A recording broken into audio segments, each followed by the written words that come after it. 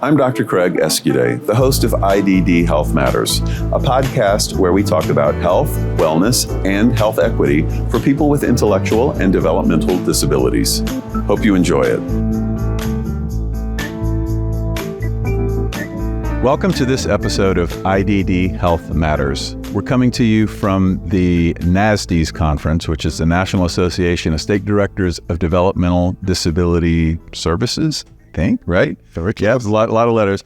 And our guest today is Ron Wakefield. Ron is the State Director for Developmental Disability Services in Georgia. That's right? Correct. Welcome, Ron. Thank you. Thanks for having me. So, Ron, tell us what you do as the State Director of Developmental Disability Services. Well, I wish I could say, not a lot, but that's not true. I'm currently the State Director for 7 years. And initially, when I started out, it was really to bring our stakeholders who are critical and valuable to our network in terms of families and individuals who need services and the providers who provide the services. So, like all other states, we provide services for individuals who are diagnosed and eligible for intellectual and developmental disability services. And it's an array of services. Lots of different things. Different things. Yeah. We're responsible for policy, we're responsible for oversight, and we're also responsible for eligibility and ensuring that people are able to access the services that they so desperately need.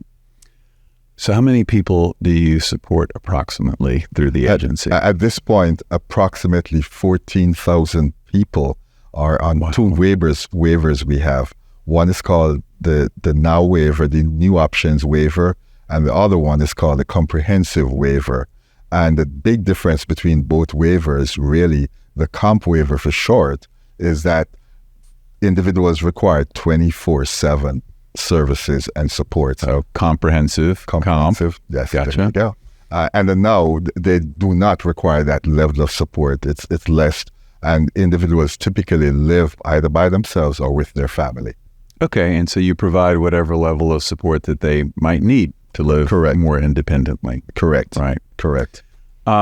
So I know that one of the focuses in Georgia is on health and wellness, and yes. you have a specific office devoted to that, right? Yes. A number of years ago, we realized that health and wellness varied widely across the state, and we needed to take some action steps to ensure that everybody receives the same level of services and supports they need. And so the best way we thought about that was, let's create a focused office that can oversee and can develop policy and guidance across the state for health and wellness services. And that we did. I tell you, as I was, learning more about this field and then starting to learn more on a national level and heard that about Georgia and got to know some of the people in that office, which are fantastic people. I was very impressed by that, and it's not something I've seen really replicated in other states quite in the way that you do it. Yeah. Agreed, and to be honest, part of the stimulus for that, not just from what we observed, but we are in a settlement agreement with the Department of Justice, and so as we looked at individuals that we transitioned from the state hospital to the community. Mm-hmm. And we looked at the resources that were currently in the community, we saw a gap. And so we needed to address that. We also realized that there wasn't specific policy guidance around, for instance, nursing services, which is such a critical and vital service. And we were transitioning people with complex medical needs into areas where providers were doing their best to meet the needs, but that wasn't sufficient enough. So we needed to help support and build a system that could better support and help folks. And that challenge is not unique to Georgia by any stretch of the means. As people transition into community settings, sometimes it can be quite challenging for them to find the health services and supports that they need. And one of the things that I've spoken of frequently on the show is the challenge that exists in finding healthcare providers that understand how to provide healthcare to people with intellectual and developmental disabilities. I was one of those who didn't get it, when I was early on in my career, and learned a lot the hard way, I guess I would say, and that's why I'm so passionate about doing what we can to incorporate training in medical schools and nurse practitioner schools and other health professional schools, so that clinicians have an understanding about how to really meet the needs and the clinical skills to be able to provide healthcare for people with intellectual and developmental disabilities. Totally agree. What we found out a few things, right? A fact is, Georgia is a fairly large state, and a lot of the state is rural. They're concentrated populations in the major cities, particularly Atlanta and the surrounding suburbs. So we could not transition everybody to the Atlanta area. Atlanta area has most of the more developed services and supports in terms of specialities and clinicians and all of that. However, people needed to have a choice where they wanted to live, and we needed to make sure the supports were spread across the spectrum. And that's where we realized that there was a gap. And so we have addressed this a couple of different ways. One, we tried to develop the resources locally. Education is a big deal. Partnerships with the teaching hospitals and universities is also a big one. One thing I can talk about is a partnership with Emory University, in which they developed a curriculum specifically for nurses, because we found out that a nurse trained here and a nurse trained somewhere else may see the same problem differently. And so we wanted to make sure that both nurses that work for the state that complete assessments and nurses in the field that work for provider agencies and oversee or provide care, that we're seeing the same issue and we're addressing it the same way. So that was critically important. And there was an overwhelmingly great response to that program, both from our team and also from the community provider nurses. That's excellent. And I know that's one of the many things that the Office of Health and Wellness in Georgia has really worked on and worked to do and all of that. So that's cheers to that. Good. Totally agree. Good work on that. So Ron, let's talk about Ron. Okay. How did you get into this field? Okay. So as I speak, you may notice an accent. Okay, No. Okay, maybe something. Some people say it's not Georgian. I'll tell you that. No, it's not. Yeah. It's my Philly accent, but that's not really the whole story either, right? I was born in Jamaica, and I came here in my 20s. And back then, my career was focused on hotel management, and I wanted to get into that space. And then I came here, I came to Pennsylvania and lived probably half an hour outside of Philadelphia. And my mom worked at an institution at the time. So I went to visit her while I was literally looking for a job. What did she do there, if you don't mind? Actually, she was a janitor there. Okay. And she was cleaning the unit. And I went to visit her a few times. And someone said to me, "Are you interested in coming to work for us?" And I paused at that the first time they asked me, and I gave it some thought. Mm-hmm. And as I visited some more just to see my mom, they started ramping up the pressure. Yeah, you're going to come work for us, right? Yeah. So eventually... Did they ask your mom to put pressure on you too? Tell me they didn't do that. No, Okay. they just applied the pressure directly to me. And I gave it some thought. And what made a difference to me was this. My accent was a lot stronger then. The littlest things in life often steer folks in certain directions, and this is one. the individuals on the unit that I would see and I would meet as I visited, I would have conversations with them. Never once did they say to me, "What did you say? Can you repeat that?"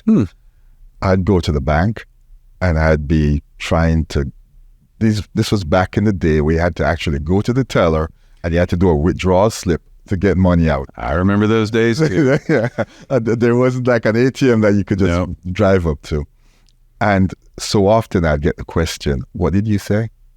And eventually I'd literally write what I wanted. I hope they didn't misinterpret me writing and slipping a note to the teller. But anyway, that really struck me. As simple as a gesture like that they understood every word I said. So talk about acceptance and belonging. I felt like, wow, this is a group that readily accepted me, understood me for who I am. So I said yes to an interview. And after that, I accepted the job, starting as a direct support professional.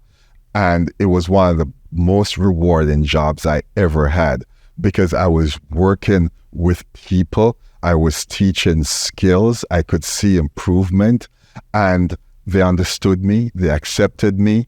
And that was over probably 40 years ago. That crafted and steered me the rest of my life. One last thing, there have been times in the early years where I thought to myself, you know what, I really need to go back and pursue business. And then I had some really good friends who surrounded me, said to me, wait a minute, you ought to think about that. Don't you believe you've found your calling? Don't you believe you found where you belong? And I've given that some thought and realized that the value that I felt and from the job that I was doing, and forget the money. I wasn't earning anything back then, really. No. But just those intrinsic values were what really made a decision for me, and that this is the career that I should pursue. What a very heartwarming story, and in the sense that you felt acceptance, more so than maybe you or workers accepting people with disabilities, but you felt acceptance in there. That's pretty cool. I don't know how else to say it, but that's pretty neat. The other thing that I've really emphasized over the years, because those individuals invested trust and confidence in me, I now see whatever I do as a legacy to them. That is, I still see faces in my head. I can recall names of people who gave me that encouragement without saying a word, but just by the way they behaved towards me. That really has driven me. When I speak to families who have a son or a daughter with a disability, I get it because I knew those folks from way back when that really let me see into a window into their world what a difference I could make in their lives and others' lives. So that's what drives me. Ron, one of the purposes of this podcast is to help people understand this field a little bit more and to help people see this as a viable career opportunity. And if what you just said doesn't convince the listeners out there that this is a place where you can find fulfillment and job satisfaction and feel rewarded for in the work that you do every day, I don't know what will. I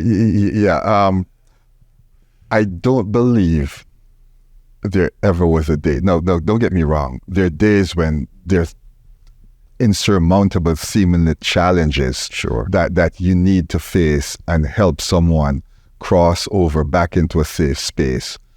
But at the end of the day, when we're talking about relationships, literally one-on-one, at the end of the day, when you have contributed something to somebody's life and you see them, some non-verbally, having an appreciation for the time you spent assisting and helping them, nothing better to fill your cup up. It's just an amazing feeling. That's beautiful.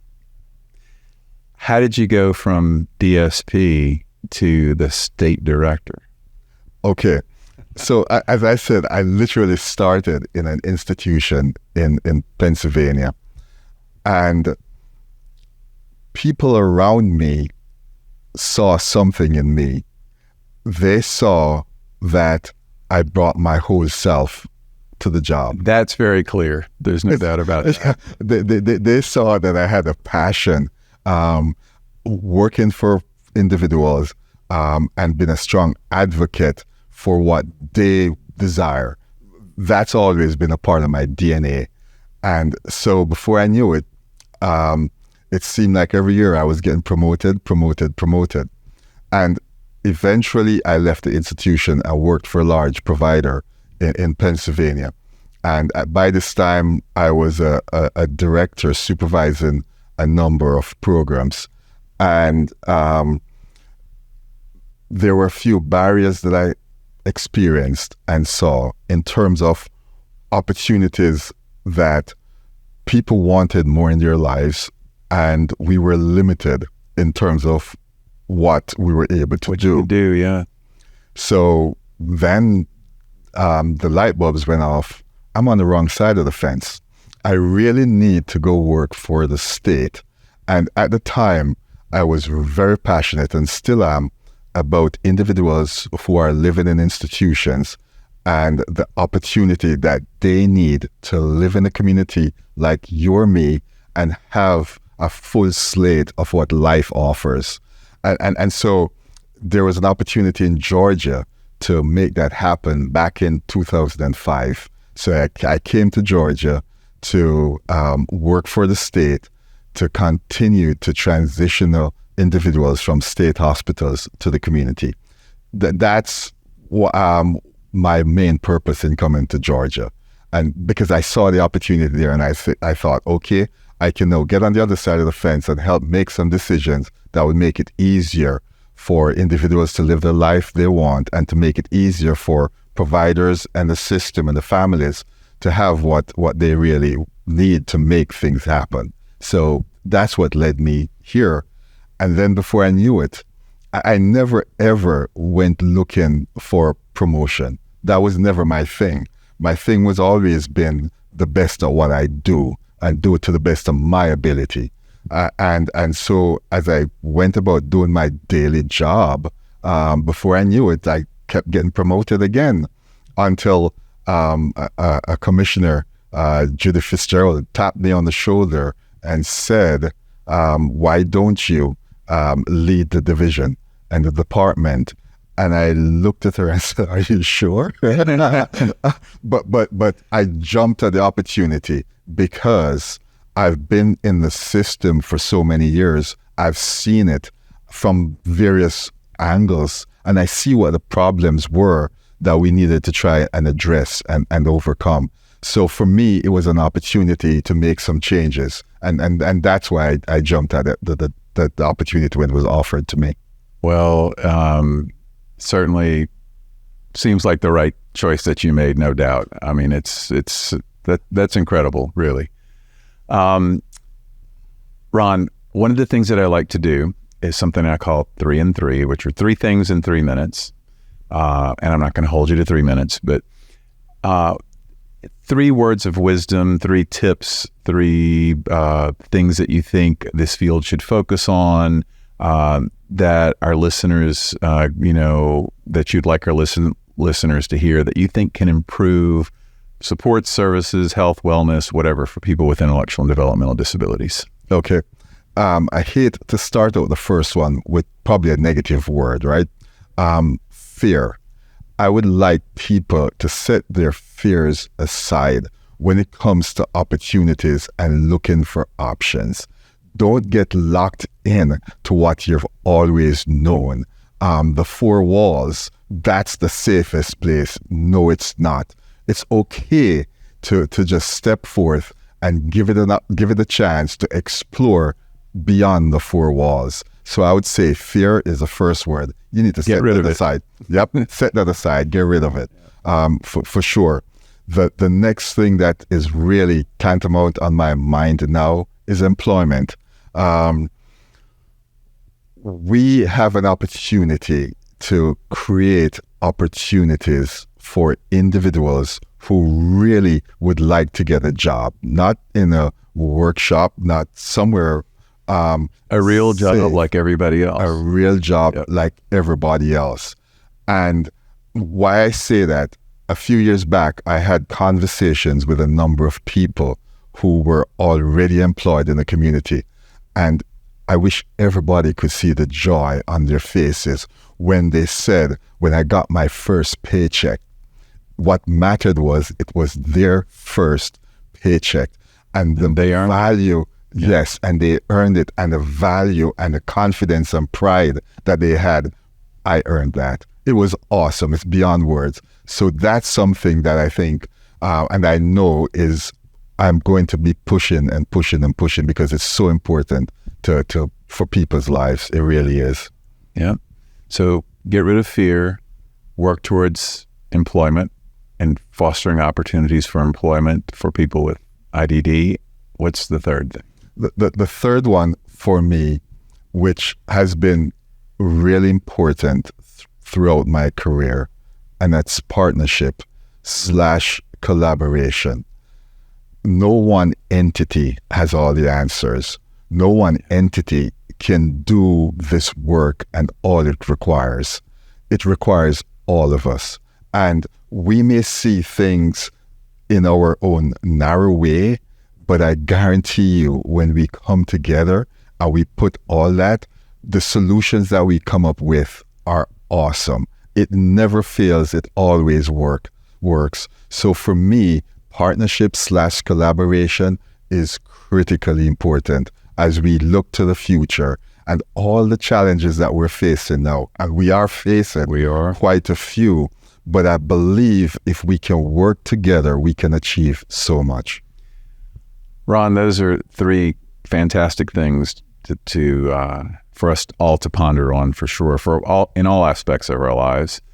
Your story is incredible, and the passion that you have is very obvious. The passion that you have for the people that you support and the work that you do is it's evident.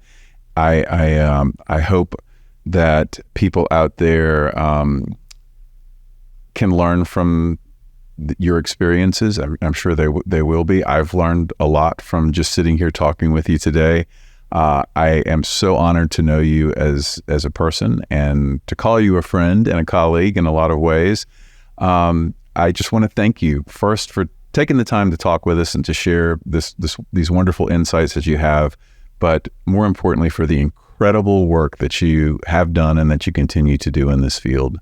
Keep it up. Yeah, Craig, thanks a lot. And let me just say this to everyone who is listening and looking at this. It's not about me, right? It's never been about me. And even the successes we've had in Georgia is never about me. There's a fantastic team that I work with within the state office and outside of the state office. There are all these partnerships with self-advocates, with families, with providers. And as I said, right, it takes a partnership and a collaboration. And that's what has driven us forward each and every day. And it's important for us to listen. And thank God He has blessed me with that ability to be able to listen. So I'm very appreciative of all the stakeholders who have partnered with us to continue to make us move forward, to better provide services for all those who so greatly need them. So thank you. And I'm appreciative for the opportunities that we've had to work together on some things as well too. Ron, thank you again for joining us today. Really appreciate it. Thanks, Greg. Good spending time with you. Same here.